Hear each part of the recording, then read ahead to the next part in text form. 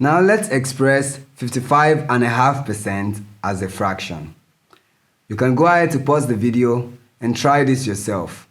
Compare the result you get with the answer we get at the end of this video. Let's do it now.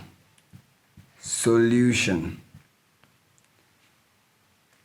We have 55.5%.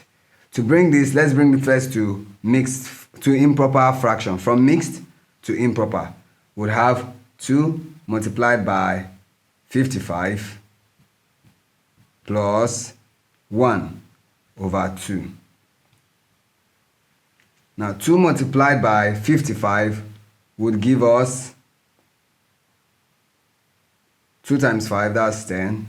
0, carry the 1. 2 times 5, 10 plus 1, that's 11. That's 110 plus 1 over 2%. And when we add this, we get 111 over 2%. Now let's bring this to fraction. So 101 over 2 will then be multiplied by 1 over 100.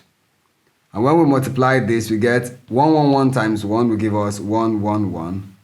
2 times 100 will give us 200.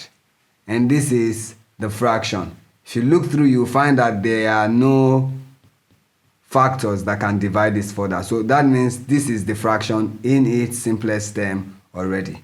So therefore, 55.5% equals 111 over 200.